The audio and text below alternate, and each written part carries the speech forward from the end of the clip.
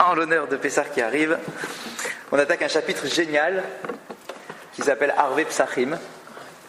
C'est l'un des chapitres les plus concrets du traité de Psachim. Pourquoi ? Parce que dans le traité de Psachim, on parle beaucoup du Korban Pessah, etc., des choses qu'il y avait à l'époque du Beth Amikdash. Et au niveau halachot de Pessah, on en voit un petit peu au début, et beaucoup ici, dans ce chapitre 10. C'est le 10e chapitre de Psachim. Et donc, je vous propose qu'on fasse la Mishnah. Tout d'abord, remarquez, sur votre côté gauche, sur la colonne de gauche, vous devriez être surpris par la séparation qu'il y a en plein milieu du commentaire habituel de Rashi, colonne de gauche. Parce que c'est pas que Rashi après. Gauche. Je suis vraiment très fatigué. Vous êtes fatigué à ce point. En réalité, le chapitre 10 de Psachim fait partie des très rares chapitres où il n'y a pas que Rashi comme commentaire sur le côté gauche. Il y a et Rashi et le Rashbam. Ah, c'est rare. C'est plus que rare. C'est très très rare. D'accord ? Et c'est très surprenant de trouver donc deux commentaires. Rashi finalement très court, comme vous voyez, et le Rashbam qui est plus long que le Rashi. Et en réalité, vous n'avez pas la page d'après, mais regardez là, juste sur mon livre, tu as un Rashi là comme ça, oui. Et tu as un Rashbam qui est énorme, d'accord, comparé à un Rashi qui est comme ça. D'accord ? Ils n'ont pas du tout la même approche. Rashi est célèbre parce qu'il est concis, il dit un mot pour en dire 50, il faut développer les phrases, etc. C'est Rashi, d'accord ? C'est la façon de commenter de Rashi. Le Rashbam, lui, a un derer qui est différent. Le Rashbam, lui, quand il commente la Gemara, d'accord, il utilise plus de mots. Il n'est pas avare en mots. D'accord ? Et donc, dans ce fameux chapitre de Arve Psachim, eh bien, on a donc ce commentaire supplémentaire qui est présenté sur le DAF. Et Rashbam, ça descend de Rashi. Bien sûr, bah oui. Donc il devrait faire partie des Tosafot. Pardon ? Il devrait faire partie des Tosafot, non ? Non, en réalité, parce qu'il n'est pas. Tosfot, c'est bien l'école. Vous avez raison. La particularité de Tosfot, c'est pas de pshat. Tosfot, ils prennent du recul sur la Gemara. Et il te pose des questions de fond, d'accord, sur des passages qui se contredisent, etc. Ouais. Là, ici, c'est du pshat.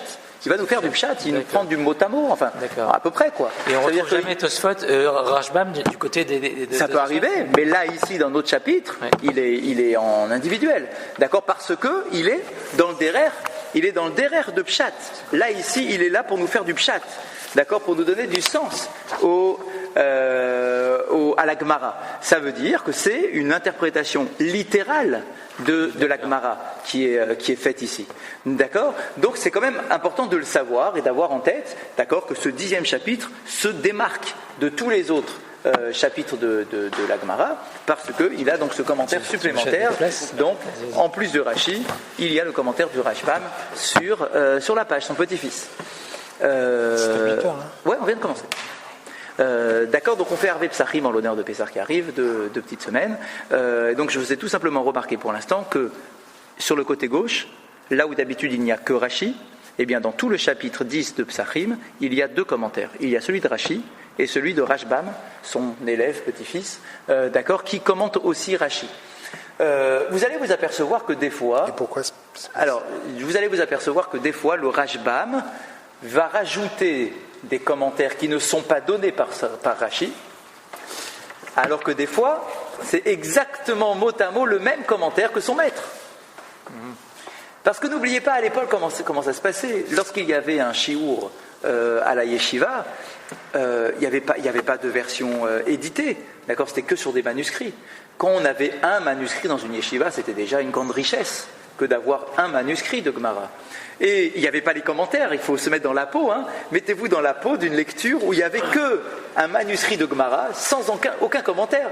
Et donc tu as Rashi qui est là, tu as Rashi qui fait son cours, tu as Rashi qui fait des notes, qui prend des notes sur sa propre feuille de commentaire de Gemara, et tu as les élèves de Rashi qui assistent au cours et qui font aussi leurs commentaires. Lorsque bien plus tard l'édition apparaît et qu'on trouve les manuscrits et qu'on a décidé d'incorporer le commentaire de Rashi sur la Gemara. Ok, parce qu'on a trouvé le manuscrit de Rashi, chose qui était déjà superbe. Et que un peu après, on trouvait un autre manuscrit qui était celui nommé donc par son petit-fils, celui du Rashbam, d'accord, où on s'aperçoit que dans ce chapitre-là, Rashi n'est pas très, il commente pas beaucoup. Il y a beaucoup de passages de la Gemara qui ne vont pas être commentés par Rashi dans ce chapitre. Et Rashbam, son petit-fils, lui commente plus que Rashi. Et il a une version de Pshat. Donc l'éditeur considère qu'il est bon d'intégrer le commentaire de Rashbam sur la page de la Gemara pour nous aider à avoir le Pshat de la Gemara. D'accord ? C'est pour ça qu'il nous l'a intégré. Donc on va y aller. On y va. On attaque la Mishnah. Erev Psachim, la veille de Pessah, Samour la Mincha, à l'approche de Mincha, Lo yochal Adam Hachetershach. L'homme n'aura plus le droit de manger jusqu'à qu'il fasse nuit. Donc on s'imagine dans la peau, Pessah ça va tomber samedi soir, vendredi soir. Eh bien, la Mishnah nous dit, vendredi, à l'approche de Mincha, on mange plus. C'est pas pareil pour Shabbat dans la Mincha Une seconde. Une seconde. On mange plus. D'accord ? Ce que nous dit la Mishnah, à l'approche de Mincha, de veille de Pessah, aujourd'hui, deux semaines spéciales. À l'approche de Mincha, on mange plus. Veille de Pessah, on ne mange plus. Jusqu'à quand ? Jusqu'à qu'il fasse nuit. Donc concrètement, jusqu'à qu'on soit au Seder. D'accord ? Donc on jeûne depuis l'approche de Mincha jusqu'au Seder. C'est ce que semble être. De là au Cana. On va regarder. On continue la Mishnah. Pour l'instant, c'est que le texte de la Mishnah, on ne rajoute rien. Afilu ani shebe Israël lo yochal hache Yesef. Même un pauvre au sein du peuple d'Israël ne pourra pas manger lui aussi, pareil, hache Yesef, jusqu'à qu'il s'accoude. Jusqu'à qu'il s'accoude pour faire le seder lui aussi. Velo yifratulo me'arba kosot shel yain va'afilu minatam rouille. Et on ne lui retirera pas de ces 4 verres de vin qu'il doit avoir pour le soir du seder. Va'afilu minatam rouille. Qu'est-ce que le tamrouille, messieurs ? Tamrouille, caisse de tzedaka pour les plus démunis. C'est le tamrouille.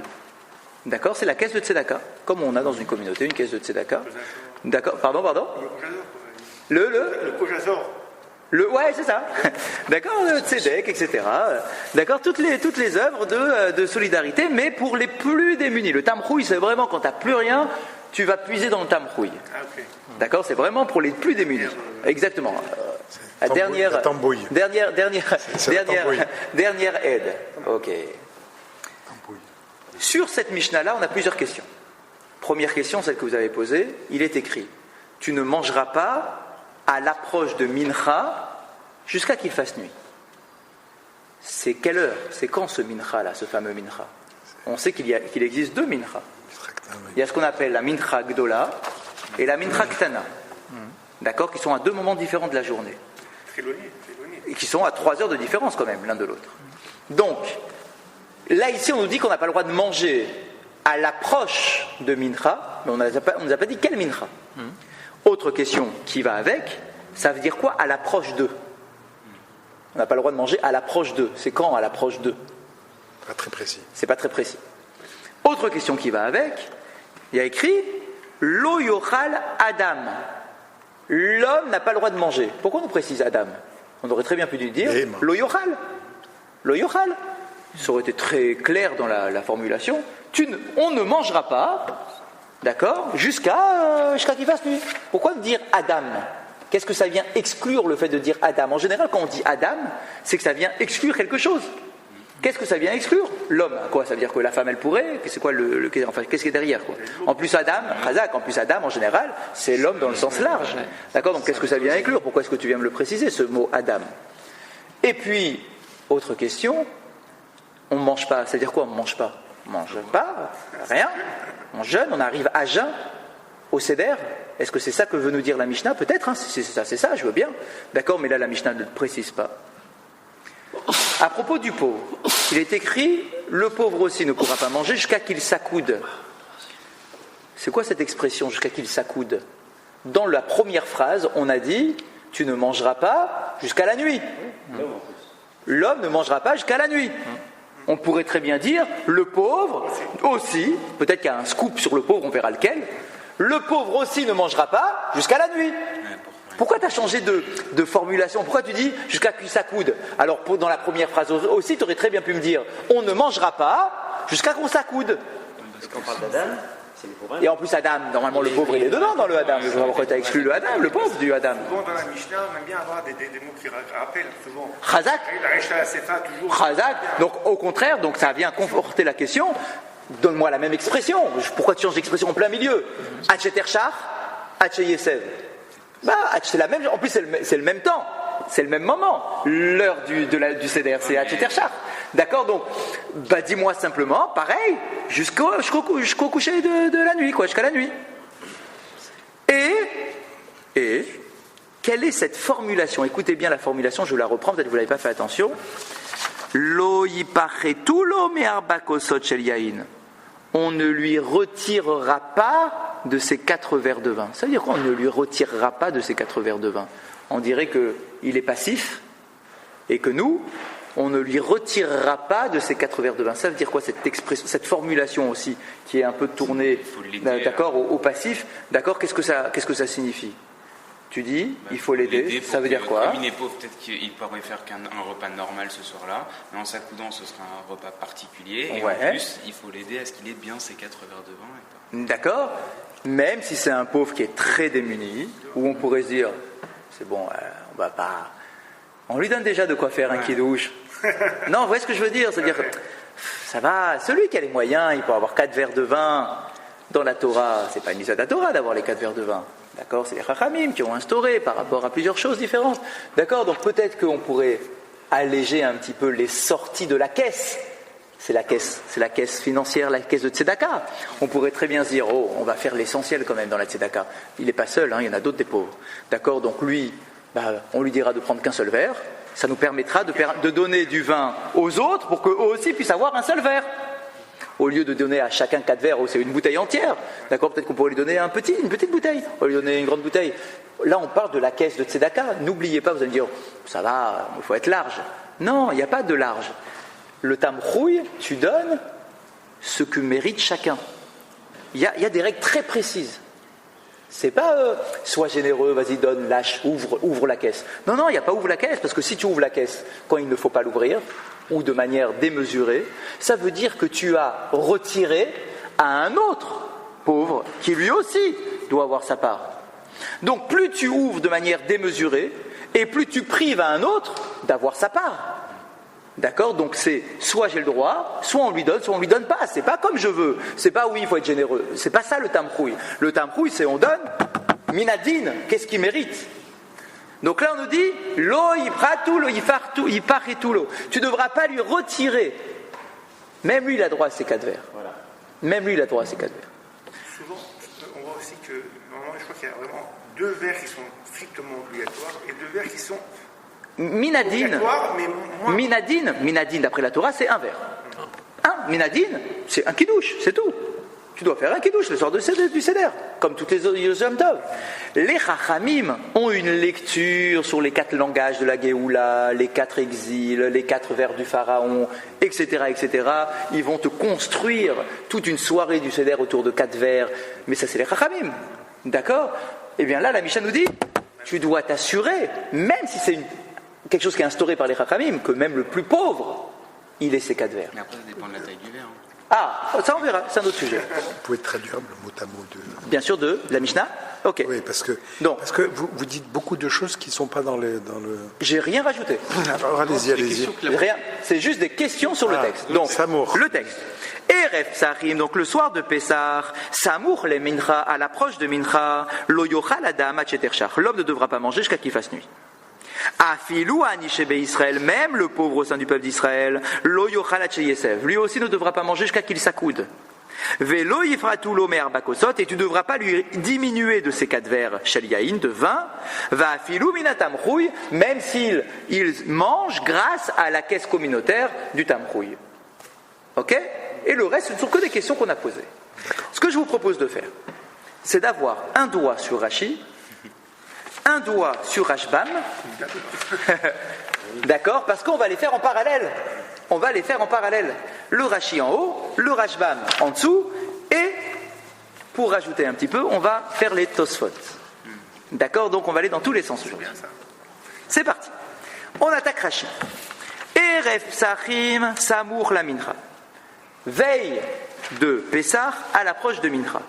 La question, nous l'avons posée nous-mêmes, c'est combien à l'approche de Mincha? Combien de temps avant le Mincha? C'est très large comme Zman. Rashi nous dit Kodem les Mincha Mehat. Merci pour le Rashi qui a donné beaucoup de précision. Avant Mincha, un petit peu. Ah, c'est quoi un petit peu? Un petit peu, mon fils. C'est combien un petit peu? D'accord? C'est combien le un petit peu? C'est pas très précis. Rashbam, regardez Rashbam. Déjà, Rashbam va nous préciser quelque chose que Rashi ne dit pas du tout. Mincha Ktana. Ah bah oui, il existe deux Mincha. Il y a le Mincha Gdola et Mincha Ktana. C'est lui. Ah, très bien. On aurait posé la même question si Rashi nous avait dit Mincha Ktana. On est d'accord? On est d'accord ou pas? Donc comment il sait, lui, des choses qu'on ne sait pas, Rashi? Ah, attention, c'est pas qu'il ne le sait pas. C'est que Rashi n'a pas senti nécessaire de le préciser. Ça veut dire quoi? C'est-à-dire que pour Rashi, c'était évident qu'il s'agissait de Mincha Ktana. La Ktana, c'est celle qui est le plus exactement proche. Et regardez, il continue le Rashbam. Il est beaucoup plus long que Rashi. Donc il explique. Kodem Mincha Mehat Chatisha. Donc regardez le respect de Rashbam. Regardez le respect de l'élève par rapport à son maître. Il n'est pas en train de faire style j'ai la main, d'accord, et je te fais mon commentaire. Il reprend les mots de son maître, il met 2 points et il élargit. Ce que veut dire mon maître Rashi en disant un peu avant Mincha, voilà ce qu'il veut dire, c'est mon maître, je sais ce qu'il veut dire, Chatisha. Il s'agit d'une demi-heure. Une demi-heure avant Mincha, on ne mange plus. C'est ça le Mehat. C'est une demi-heure, c'est 30 minutes. Bien. Et donc, Rashbam va nous expliquer. Bitrilat Shat Asirit. Donc, du coup, c'est à partir de quelle heure que j'ai plus le droit de manger? À partir du début de la 10e heure de la journée. Début de la 10e heure de la journée. Alors, une seconde. Ditnan. D'où est-ce qu'on le sait, ce truc-là? D'où est-ce qu'on le sait? Il rapporte une Mishnah. Tamid Nishrat Beshmona Omerza. À quelle heure on faisait le Korban Tamid? Le Korban Tamid était sacrifié à 8h30 dans la journée, 8e heure et demie de la journée. D'accord? À 8h30 de la journée, on faisait le Korban. La journée, elle commence comme nous par rapport à minuit ou... Ah non, la journée juive. La journée, c'est l'aube. C'est l'aube. La l'aube, d'accord? On parle d'ici de la journée.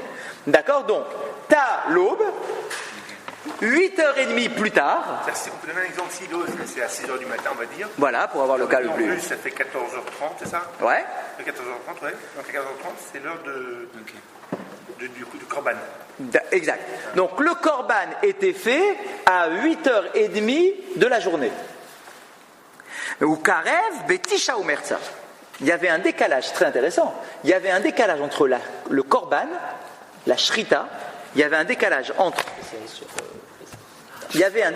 entre la Shrita et le moment où on amenait le Korban sur l'autel pour brûler les graisses et brûler les peaux, etc. Ok, il y avait 1 heure de battement. Donc on l'amenait à quelle heure? Betisha Umerza. À 9h30. 9h30 ou 8h30? Non, 8h30, on faisait la shrita. 9h30, il y a 1 heure de décalage pour ramener le korban. Nimtset mincha ktana betisha umerza. Eh bien, sachez que l'heure de mincha, qu'on fait tous les jours de l'année, a été fixée par rapport à l'heure où on offrait le korban du mincha. Donc à 9h30. Quand on brûlait. Exactement. Ça vient de là. Le mincha, on le fait à la 9e heure et demie de la journée par rapport au korban tamid de mincha qui était offert sur le misbéach à 9h30. Ça vient de là. Bien.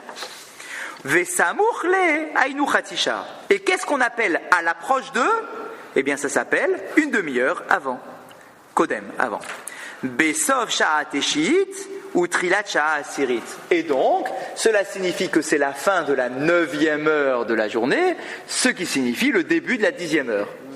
Puisqu'on fait la korban à 9h30, donc 9h30, ça veut dire qu'à partir de 9h on ne mange plus, et 9h ça s'appelle la 10e heure de la journée. Puisque quand je commence l'heure numéro 9, ça veut dire que je suis dans la 10e heure de la journée. Donc, si on résume ce Rashbam, il nous a donné 2 points importants. Il nous dit que le mincha en question, c'est mincha ktana, que le samour, c'est 30 minutes, et donc on a bien en tête donc que c'est pas toute la journée où je jeûne, je suis pas à jeûne toute la journée. À partir de la 10e heure de la journée, je ne mange plus. Attention, quand on parle d'heures, on est bien d'accord, il s'agit d'heures relatives, d'heures saisonnières. Je prends l'heure du lever du soleil ou de l'aube, l'heure de la sortie des étoiles, je partage tout ça en 12, et chaque unité, ça s'appelle 1 heure. C'est comme ça qu'on calcule les heures juives. D'accord? C'est des heures relatives. Donc c'est 9e heure et demie, c'est l'heure de mincha. Oui, donc on est quand même proche du soir. Khazak, la journée elle se finit à 12 heures. D'accord? Au bout de 12 heures. Donc on est quoi? On est 2h30 avant l'heure du Seder concrètement. D'accord? On n'est pas en train de jeûner pendant 3 jours. D'accord? 2h30 avant, on ne mange pas. Bien. Est-ce que ça explique le khatisha? Ça veut dire? Parce qu'au début, on dit Kodem le Micha, Meat, 2 points, Khatisha. Oui. Comment vous pouvez expliquer que le Meat, c'est Khatisha? Ah, Khazak. Rashi, pas ici, mais sur Shabbat. Là-bas, on voit clairement, explicite, que le Samour la Mincha, c'est une demi-heure. Ici, il n'a pas précisé. Le Rashbam, qui connaît son maître, dit il s'agit d'une demi-heure. C'est la même demi-heure que pour Shabbat. Parce qu'on a exactement la même chose sur Shabbat. Bien. On remonte dans Rashi. Remontez dans Rashi.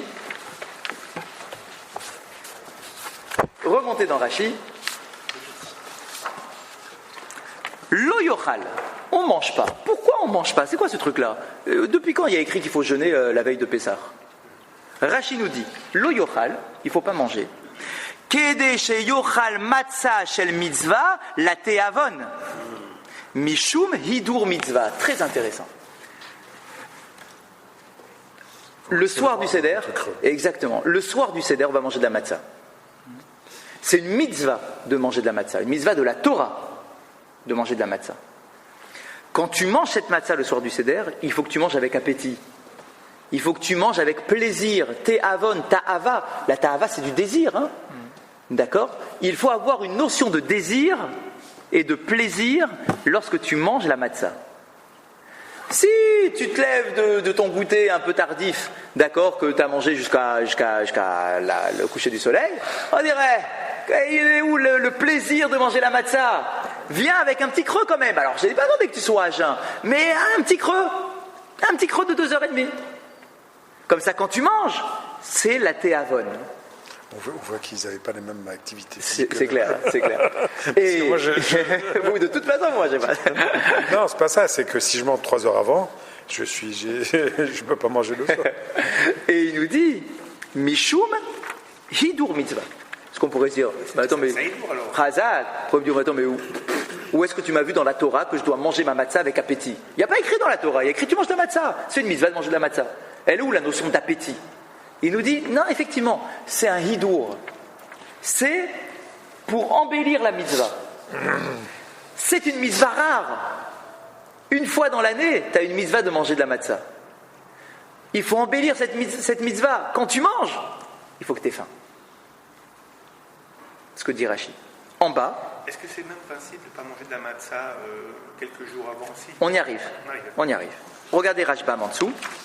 Lo yochal adam, l'homme ne devra pas manger. Que dit le Rashbam? Kede sheyochal matzah shel mitzvah la teavon, mishu midur mitzvah. C'est mot à mot ce que dit Rashi. Afin que tu manges avec appétit ta matzah, en tant que embellir la mitzvah. Vous allez me dire à quoi il sert ce Rashbam? À quoi bon répéter si tu es d'accord avec ton maître. Pourquoi tu le répètes mot à mot? Eh bien, ça complète ce qu'on a dit tout à l'heure.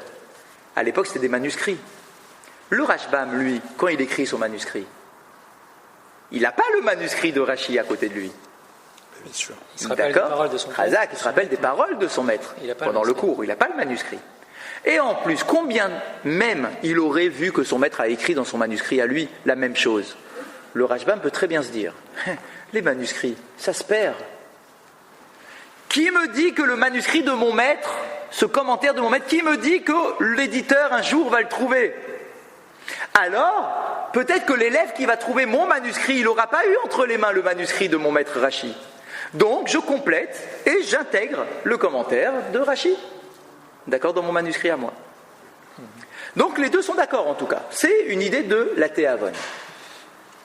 Il y a chez nos commentateurs une autre approche qui est à peine différente.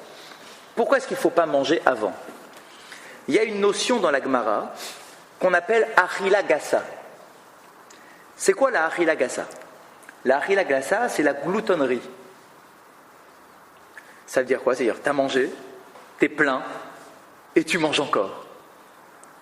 Nos Chachamim se posent la question de savoir, est-ce que la gloutonnerie, ça s'appelle une consommation? Est-ce que ça s'appelle achila, le fait de faire une achila gassa? C'est grossier. La Torah, elle veut que tu fasses une achila, il veut que tu manges. Mais si tu es déjà rassasié, ta consommation de matzah alors que tu es déjà rassasié, ça ne s'appellera pas une consommation, ça s'appelle de la gloutonnerie. Or ça, d'après la Torah, ça ne s'appelle pas une consommation. Et donc, du coup, tu n'auras pas fait la mitzvah. Exactement. Parce que ça n'a pas le titre de achila. Ça s'appelle gloutonnerie. Donc, puisqu'il faut que ça soit une achila, il faut que tu aies un peu de place, que tu aies faim. Donc, 2h30 avant, tu ne manges pas. Mais le fait de manger des fois en 4 minutes un kazaïl de matzah aussi, c'est pareil, ça fait un petit peu glouton. Ça ressemble à de la gloutonnerie, mais ça aussi on y arrive. On va en parler. Bien sûr. On passe à droite. Oula, allez. Et inversement, la ficomane, on n'a plus faim, il faut quand même arriver à manger. Parce que tu as une mitzvah de la Torah, c'est écrit dans la Torah, que le korban pessar, qui est représenté par la ficomane, que le korban pessar, tu dois le manger après être rassasié. Ah voilà, d'accord. Ah, ça c'est spécial, ok. Il y a une mitzvah spéciale, korban pessar. Mais le korban matzah, la matzah normale, la mitzvah de la matzah, à aucun moment il est écrit que tu dois le manger alors que tu es déjà rassasié. Il y a écrit là-bas, c'est une consommation. Une consommation pour exclure la gloutonnerie. On passe à droite. Tosfot. Regardez à droite, en haut.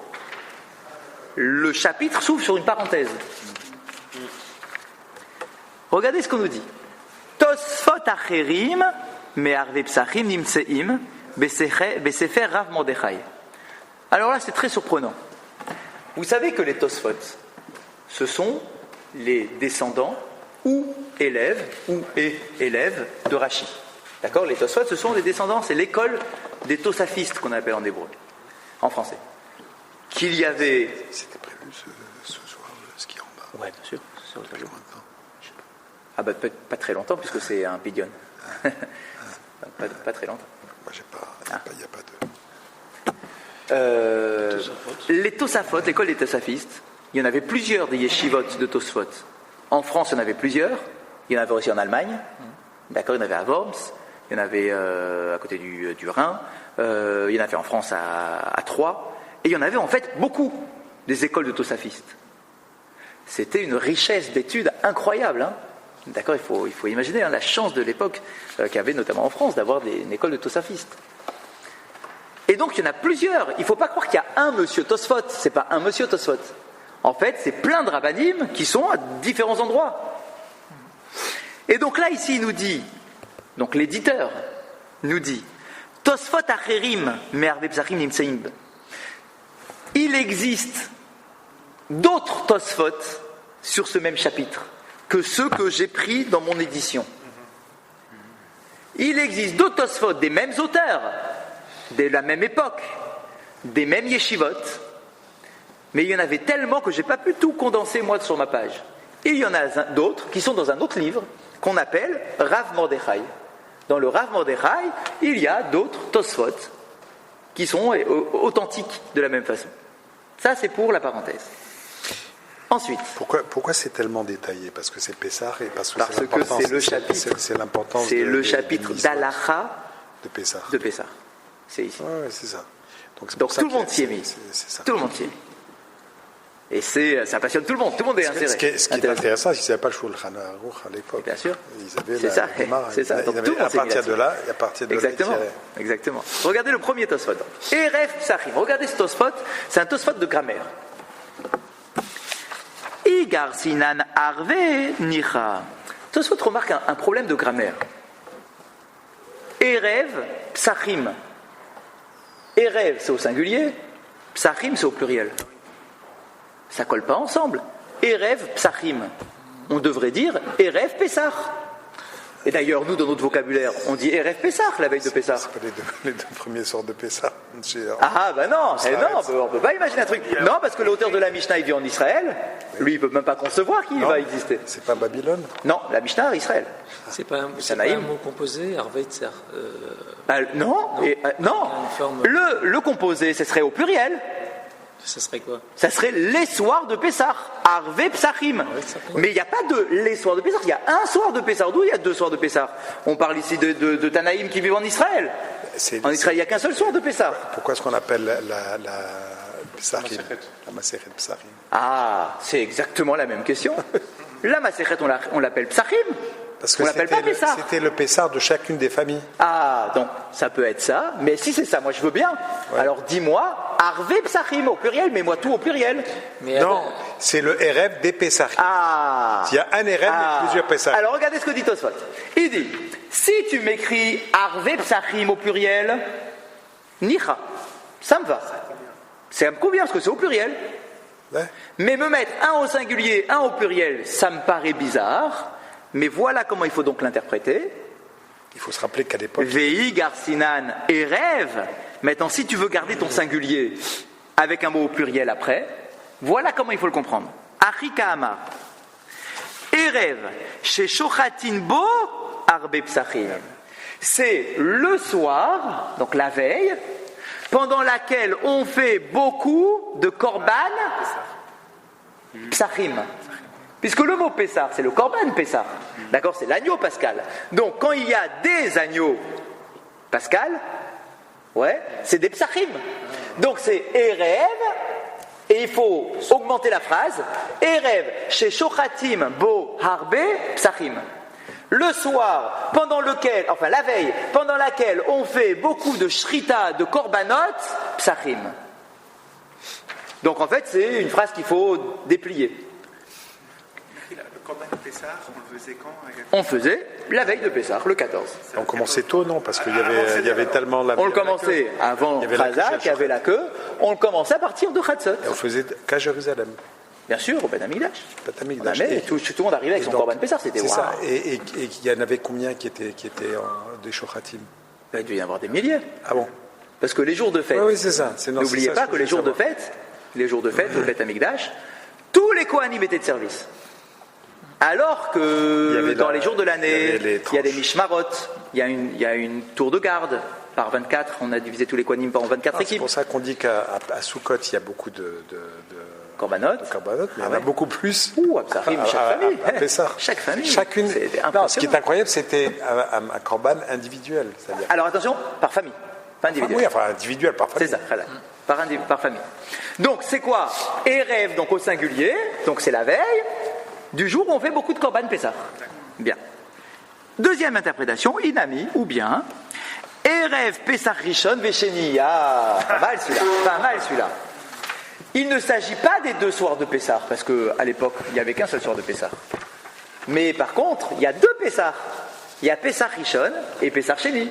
Rappelez-vous, à l'époque de la Torah, si quelqu'un est impur et qu'il n'a pas la possibilité de faire le Korban Pessah le 14 du mois de Nissan, il a une session de rattrapage le 14 du mois de Est-ce que toutes les halachot de Pessah de Nissan s'appliquent au Pessah Sheni, non? Non, pas toutes. Alors Celle pour la consommation, oui. On ne fait pas un seder. On fait pas un seder, hein, Pessah Sheni. Mais on mange quand même. On mange le Korban, Pessah, oui. Il n'y a pas de avec sa matzah et son maror. Mais on ne fait pas l'élimination de... C'est sûr. D'accord. Mais tu dois manger cette matzah-là avec appétit. Oui, parce que cette matzah-là, c'est la matzah qui accompagne Qui accompagne le Korban Pessah. C'est pas la matzah qui est les Chazak. Mais il n'empêche que tu dois manger, puisque le Korban Pessah, il s'accompagne de sa matzah et de son maror. Avec le maror. Ouais. Donc tu dois manger cette matzah, la théavon. Mais uniquement ceux qui étaient Seulement ceux qui étaient impurs. impurs qui le font. Exactement. C'est pas tout le Ils monde. ne pouvaient pas manger de chametz aussi ce jour-là ou bien ils pouvaient... Oui. Pas avec le Korban. Ah oui. Pas avec le Korban. Lo yochal, tu ne Exactement. mangeras Pas avec le Korban. Mais c'est pas un Pessah, quoi. Mais pas avec le Korban. Donc, du coup, Erev, Psachim. Le soir de Pessah numéro 1, comme le soir de Pessah numéro 2, tu n'auras pas le droit de manger depuis l'approche de Mincha Ktana. D'accord. Donc, on a expliqué le Erev, Psachim. Remarquez quand même, tout en haut dans votre page, remarquez que le mot qui est le titre du chapitre, c'est Arvé Psachim.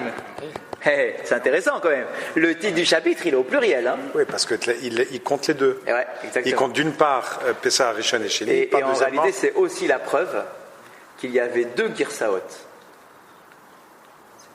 Il y avait deux versions de Mishnah. Ça, c'était fréquent. Il y avait des versions différentes. N'oubliez pas, c'est des manuscrits. Des fois c'est pas fiable le manuscrit. Des fois, tu te retrouves avec deux manuscrits différents. Imagine, tu as un élève et un autre élève, ils ont fait chacun leur manuscrit. Après, ça s'est éparpillé. Et l'éditeur a retrouvé les deux. Et il a fait un choix. Soit il dit Erev, soit il dit Arvé. Il a deux manuscrits cachés entre les mains. D'accord ? Ce qui a été retenu, ça a été d'une certaine façon Erev Psachim dans notre Mishnah. Mais il n'empêche que, il y avait une autre girsa qui disait Arvé Psachim au pluriel. Et le titre a été retenu comme étant Arvé Psachim. Donc il y a plusieurs girsaot, il y a plusieurs versions de textes de la Mishnah. Bien. Deuxième Tosfot. Lo yochal Adam. L'homme n'aura pas le droit de manger. On avait posé une question, pourquoi il y a écrit l'homme? On n'a pas le droit de manger, pourquoi tu me précises l'homme? C'est pas écrit dans Tosfot, mais c'est le commentaire qui dit, en réalité, quand on dit l'homme, c'est pour exclure l'enfant. Un enfant, il a le droit de manger avant le Seder. Adam, c'est l'homme en général. Oui, donc c'est l'homme en général, donc c'est l'homme, la femme, le pauvre, tout, sauf l'enfant, Chazak. Ça vient exclure quelqu'un. Ça vient exclure le katan. Le katan, tant qu'il n'est pas bar mitzvah, il a le droit de manger. Tu n'es pas obligé de le forcer à jeûner, celui-là. Mais c'est un peu simple, parce qu'on sait toujours qu'un katan, il n'est pas obligé de faire aucune... Ah oui, mais tu aurais pu te dire, peut-être qu'il faut Shem Chinour, le forcer à ne pas manger. Non. Les Shem Chinour, il y aura de quoi faire pendant le Seder. Est-ce qu'il y a un Chinour de ne pas manger 2 heures avant? Non, ça, non. D'accord? Donc, regardez Tosfot. Précision très importante de Tosfot. Pirouche, c'est-à-dire Afilouit Palel. C'est génial ce qu'il vient de dire là. Même si tu as déjà fait Mincha, tu n'as toujours pas le droit de manger. Pourquoi il précise ça, Tosfot? Il n'est pas fou. De manière générale, en semaine, on n'a pas le droit de manger avant Mincha. Une demi-heure avant Mincha, tu n'as pas le droit de manger tant que tu n'as pas fait Mincha. Pourquoi? De peur que ton repas se prolonge. On est en Israël, les journées sont assez courtes. D'accord, que ton repas se prolonge, que tu aies bien mangé, que tu as envie de faire une petite sieste, que tu as oublié de faire Mincha. Et que tu te réveilles, il fait déjà nuit. La halakha te dit, tu n'as pas le droit de manger déjà une demi-heure avant Mincha si tu risques d'oublier. Par contre, si tu as déjà fait Mincha, alors c'est bon, tu peux manger tant que tu veux. Donc là, ici, est-ce que c'est le même risque? Est-ce que c'est ça le problème que la Mishnah veut mettre en évidence? Toi, surtout, tu dis, mais non, ça n'a rien à voir ici avec le problème de Mincha. Même si tu as déjà fait Mincha, tu n'auras toujours pas le droit de manger jusqu'à qu'il fasse nuit. Donc c'est pas ici simplement le risque habituel de louper mincha, c'est un autre intérêt. Lequel? Mishum matzah, pour la mitzvah de manger la matzah avec appétit. D'accord? Donc c'est pas le problème de mincha, c'est le problème de la consommation de la matzah. Bien. Excusez-moi. Oui. Si on dit la mitzvah de manger la matzah, c'est pas la matzah qui accompagne le korban Pessah, c'est la matzah, c'est l'autre. Alors si c'est ça, pourquoi est-ce qu'on parle de Pessahim puisque ça ne s'applique pas à la parce que, deuxième? juste vous oubliez un truc, c'est que oui, bien sûr, c'est la matzah qui accompagne le korban Pessah. Mais le korban Pessah, on le mangeait la nuit. On le sacrifiait l'après-midi, mais on le mangeait la nuit. Oui. Donc on parle de cette matzah-là. C'est cette matzah-là. À l'époque, Moi je pensais, alors je pense Dites-moi. peut-être faux, Ouais. que la matzah, c'est on a une certaine quantité de grammes de matzah mangée Ok. le soir, et ça c'était les matzahs qu'on mangeait, les 3 matzahs qu'on mettait, on la coupe, etc. Ah, ça c'est les chachamim. D'après la Torah, la matzah qu'on mange, c'est la matzah qui accompagne le korban Pessah. Ah bon. C'est tout, c'est la mitzvah. D'après la Torah, je parle. Les chachamim. Il n'y a pas la matzah qui accompagne le korban et la matzah qu'on mange à côté. Non, pas en tant que mitzvah en tout cas. Pas en tant que mitzvah. Il s'avère que puisqu'on a chassé tout le chametz, alors le pain de notre repas c'est de la matzah. Ça c'est une conséquence du fait qu'on n'ait plus de Oui, non, chametz. ça d'accord. Et qu'il faille faire un repas parce que c'est fait. D'accord. Bien. Tu manges à satiété. Alors excusez-moi. Quand on fait le sandwich avec le matzo maror à la fin, le zecher, Le korer. le zecher korban Pessah, chez Achlan, etc. C'est Hillel qui a instauré. C'est là qu'il l'a instauré. Là, on mange la matzah à ce moment-là. Très bien. Mais c'est Hillel D'accord. qui a instauré en tant que zecher de quoi? Du korban Pessah. Mais alors, si c'est le zecher, on mange la matzah à ce moment-là. Moi, j'avais cru que les matzot que l'on mange par ailleurs et pour lesquels on compte la quantité de grammes que l'on mange, c'était une mitzvah différente que celle de la matzah qui accompagne le korban Pessah. C'est une mitzvah différente. Alors, C'est oui une mitzvah différente. La preuve, vous voulez une preuve? oui, mais c'est ça, on est d'accord. Ah, on est d'accord? La Donc, preuve. donc cette mitzvah ne s'applique pas au Pessah Sheni.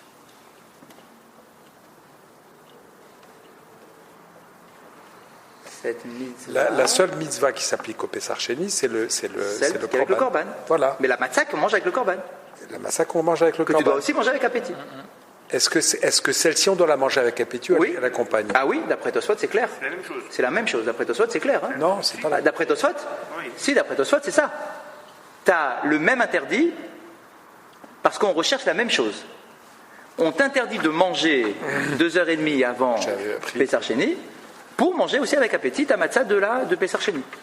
J'avais appris Ouais, qu'il y avait, d'une part, il faut manger la matzah, bien. seule, C'est une mitzvah. ça c'est une mitzvah. Et deuxièmement, il faut manger le korban Pessah. Le korban Pessah, on ne le mange pas tout seul, on le mange en sandwich avec une herbe amère et un petit peu de matzah. Et c'était deux mitzvahs différentes. Ce sont deux mitzvahs, on est d'accord? Mais On est d'accord. la fin dont on parle, elle s'applique sur la première mitzvah, pas sur la mitzvah de manger de la matzah avec le korban Pessah. Oui. J'arrive pas à voir cette où vous voulez notion en de arriver. la notion de faim, je vais essayer de traiter. De l'appétit? La notion de l'appétit. Ouais, Alors, ok. on a deux mitzvot. Bien. Et ça dépend La de quelle heure devant les attendez, une seconde. La Première mitzvah, c'est de manger de la matzah le soir de Seder. Voilà. Et la deuxième, c'est on accompagne le korban Pessah Avec la au matzah. moment où on le mange, avant minuit, avec la On est bien. matzah. Ok. D'accord. Moi, je pensais que la sensation de faim et l'obligation de manger de la matzah, c'était sur la première, passe pas avec le korban Pessah. On est d'accord? Mais alors, Oui. dans ce cas-là, Ouais. dans Pessah Sheni, on n'a pas d'obligation de manger matzah. Si, parce que l'obligation de manger de la matzah est liée aussi, de par ailleurs, et aussi liée au korban Pessah. Mais on ne le mange pas. Quoi? Le Pessah Sheni, on ne mange que le korban Pessah. Avec de la matzah? Oui, on ne mange pas les 3 matzot. Exact, exact. C'est vrai. Mais donc la notion de faim n'aurait pas s'appliquer puisque c'est le korban Pessah. C'est différent. Ah, ouais, ça, je comprends ce que vous voulez dire. J'ai compris ce que vous voulez dire. Mais d'après Tosfot, il faut aussi manger cette matzah-là avec appétit. C'est ça qu'il nous a dit, le premier Tosfot. Cette matzah, on ne la mange pas, puisqu'on la, on la mange en sandwich. Donc on la mange avec le korban. Donc c'est pas... Ah, vous voulez dire, donc il n'y a pas de... Oui, non, exactement. C'est exactement. Ah, ouais, d'accord. Ouais, okay. Je comprends. Ouais, j'ai appris que c'était différent. Mais c'est vrai, bien sûr c'est différent. Bah oui, c'est dans la Torah. Puisqu'il est écrit, le 15, tu mangeras de la matzah. Exactement. Et tu as la mitzvah du korban. Et le mitzvah du korban qui se mange avec le... On est tout à fait d'accord. Sur ça, on est d'accord. Donc à l'époque, il y avait le korban Pessah. Oui. D'accord. Donc on faisait le korban Pessah, donc 2 heures avant la tombée de la nuit, apparemment, ça, à 19h. Oui. D'accord. À 9h, on faisait le korban, on brûlait le korban Pessah. Non. Le korban Tamid. Le Tamid. Tamid, oui. Bon. On ne mangeait plus. Ça, c'est le repas pour ne plus manger. On ne mange plus. D'accord. Après, on fait le korban Pessah quand la nuit. Le korban Pessah, non, il est fait dans la journée. Dans la journée. Mais on le mange la nuit. D'accord. C'est pour ça que c'était Kochavim. On le mange quand on a déjà fini de manger notre repas. Une fois qu'on est déjà rassasié, à la sova. Alors que tu es déjà rassasié, tu manges le korban Pessah. Et puis avec encore de la matzah. Il y a le korban Chagiga aussi. Ça c'est autre chose. Mais qu'on n'avait pas tous à la maison. Exact. On est bien ? Ok. Alors regardez, donc Rachid nous dit, le Tosfot nous dit, c'est pas un problème. Ce n'est pas un problème de mincha. Même si tu as déjà fait mincha, tu devras tout de même ne rien manger jusqu'au seder.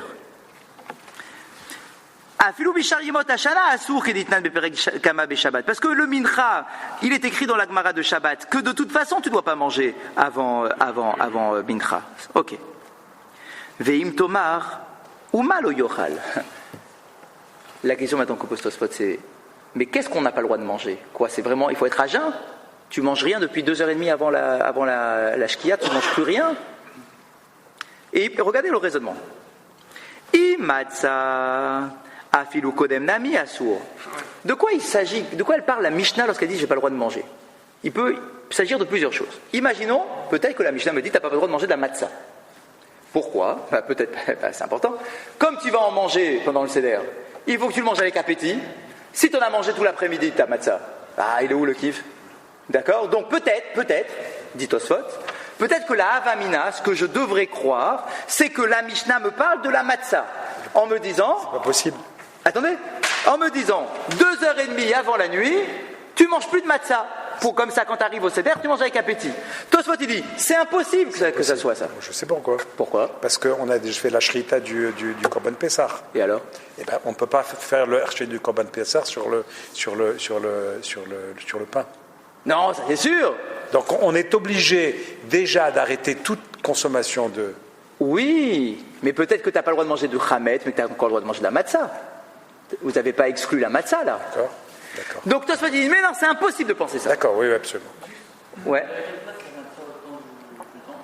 Mitzvah de la Torah. Mitzvah de la Torah de consommer la matzah. Ah ouais, avec un kasaït et tout. Ouais, bien sûr. On a dit qu'on ne mange pas de matzah un jour. Alors attendez, juste une seconde. Donc il nous dit, si tu penses que l'interdit des 2h30 là, c'est interdit de manger de la matzah, toi tu dis c'est impossible de dire un truc pareil. C'est pas ça. C'est sûr que c'est pas ça le pshat. Pourquoi ? Afilu kodem nami asur. Parce qu'en réalité la matzah, c'est pas 2h30 que t'as pas le droit de la manger. C'est déjà avant que t'as pas le droit de manger de la matzah. D'où on le sait ça ? Une seconde, ça vient de là. Kede amrinan birushalmi. Ça vient du Talmud de Jérusalem. Et depuis combien de temps avant ? Qui écrit Kol haochel matzah be'erev Pesach, keilu boel arutzato bevet ramif. C'est une expression qui est exceptionnelle, qui est géniale. Cette expression est très connue. On nous dit quoi ? Toute personne qui mange de la matzah le veille de Pesach et qui n'est pas patient, attends un petit peu, attends, tu vas en manger dans 5 heures. Celui qui mange sa matzah la veille de Pesach, c'est comme s'il avait une relation avec sa fiancée chez son beau-père. Imaginez le cas, c'est le jour du mariage, tu vas chercher ta fiancée chez ton beau-père, tu vas te marier, là, tu vas arriver sous la roupa, et tu as une relation maintenant ? Attends un peu quoi, dans 1 heure tu arrives sous la roupa, tu peux pas patienter ? T'as patienté depuis des mois, attends un petit peu maintenant, c'est fini, on y est presque. C'est très cru. Ah bah oui, mais c'est très parlant. Ça veut dire quoi ? Ça veut dire que... Comment on dit ? Kol haochel matzah be'erev Pesach, toute personne qui mange de la matzah la veille de Pesach, keilou, c'est comme si Boel Arusato, il a une relation avec sa fiancée. Boel Arusato. Bevet Ramiv dans la maison de son beau-père. Bevet Ramiv dans la maison de son beau-père. Attends, viens chez toi à la maison. Attends, quoi, tu peux pas attendre de temps. Elle est encore chez son père. Et l'expression, quand on dit Keilou, c'est pas juste ah tiens, ça ressemble. Keilou, c'est qu'il y a une vraie ressemblance. Laquelle? Celle du plaisir.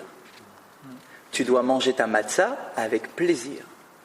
De la même façon que la relation que tu auras avec ta femme, ça sera avec plaisir, eh bien ta consommation de matzah, elle est comparée à une relation physique. C'est incroyable. C'est incroyable comme comparaison. Et donc on dit, attends un peu. C'est que la veille. Un peu de patience. Hazak. Que la veille. Que la veille. L'interdit de manger de la matzah, c'est que la veille. Ah, donc on peut commencer. Exactement. C'est que la veille, le din, il est là. Hein. Le din, il est là. Hein. L'explication la citation du Talmud Yerushalmi ne nous donne pas la référence. Pour autant, elle fait une comparaison en disant c'est tout, ça vient de là. Il n'y a pas de référence. Tu veux quoi? Tu veux un truc dans la Torah? Mais ça n'existe pas, qu'est-ce que je te dise? La Torah, à aucun moment dans la Torah, tu peux lire de A à Z, il n'y a pas écrit dans la Torah que tu n'as pas le droit de manger de la matzah avant Pessah. Pourquoi ça serait interdit d'après la Torah? Il n'y a aucune raison. La seule raison, c'est quoi? C'est que les Chachamim ont voulu te donner du plaisir quand tu vas consommer et créer une petite attente, d'accord, une petite tension comme ça, de dire quand tu vas manger ta matzah, ah, d'accord, je kiffe. C'est bien réussi. Les Chachamim veulent ça.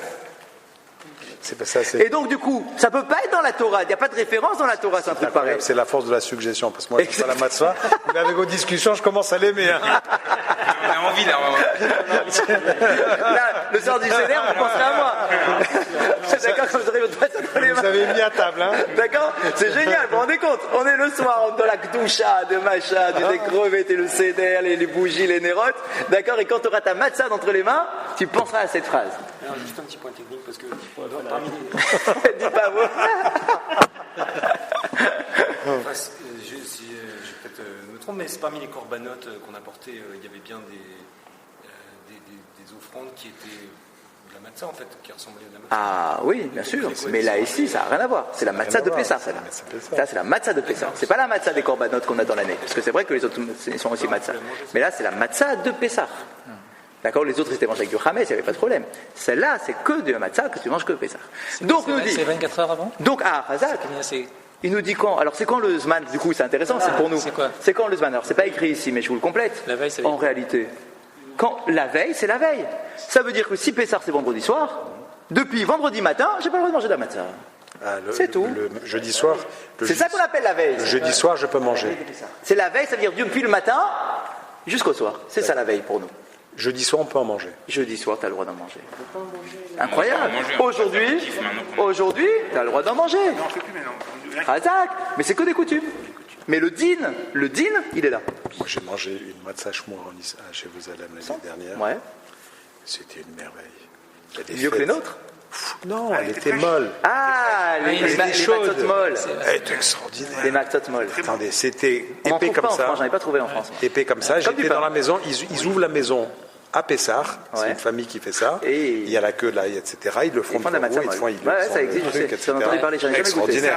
On m'a dit que c'était très bon. À l'époque, ça coûtait 50 francs, donc 10 euros les 3 matzot. 10 euros les 3 matzot. Pour celui qui mange que ça. C'est pour le CDR. Ouais, c'est ça. L'année dernière, mon fils l'en a ramené et il l'a fait lui-même. Je sais pas. Là, Ah, bah bien sûr, mais parce que c'est une mitzvah de faire sa propre mitzvah. C'était un truc tout mou. C'est une mitzvah, mais Zrat Hashem qu'on ait le mérite de le faire un jour. C'est une mitzvah de faire sa propre matzah. Et attention, c'est une mitzvah de faire sa propre matzah l'après-midi avant Pessah. T'imagines la panique? Il faut garder la recette. Ouais. Vous voulez voir des photos? Alors, après. Donc, de quoi j'ai pas le droit de manger? Si tu me dis que c'est de la matzah, que j'ai pas le droit de manger 2h30 avant, c'est sûr que c'est pas ça. Parce que la matzah, déjà depuis la veille, j'ai pas le droit de manger. Ah bon? Alors de quoi j'ai pas le droit de manger alors? Ve'ib et minetargima. Alors peut-être que ce qui est interdit, peut-être que ce que la Mishnah m'interdit, c'est minetargima. C'est quoi minetargima? C'est des légumes. Peut-être que j'ai pas le droit de manger de carottes, je sais pas, peut-être que la Mishnah elle veut pas que je mange des carottes, des pommes de terre, peut-être elle veut que je sois à jeun avant le seder, peut-être c'est ça. Ah, Amar Bigmara, Aval Metabelhu Beminetargima. Il dit même ça, c'est pas possible. C'est pas ça qu'elle veut dire la Mishnah. Pourquoi? Parce que j'ai un autre enseignement qui me dit que tu as le droit de manger des légumes jusqu'à la nuit. De veille de Pessah. T'as le droit. Ouais, c'est dans Psachim, page 107. D'accord? Tu sais, et c'est d'ailleurs la halakha, tu as le droit de grignoter. On n'a pas envie que tu sois mort de faim pour arriver au Seder. Tu as le droit, si tu as envie de manger une carotte, une pomme de terre, vas-y, un concombre, un fruit, tu as le droit. C'est pas assourd.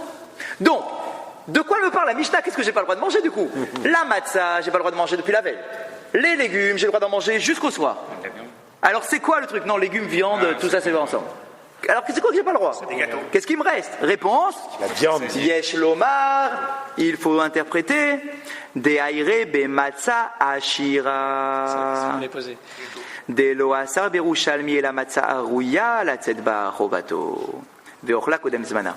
Avel matzah ashira, sharia. Tu sais en fait de quoi elle parle la Mishnah? Elle parle d'un cas très précis. Tu n'as pas le droit de manger 2h30 avant le Seder de matzah ashira. C'est ça l'interdit.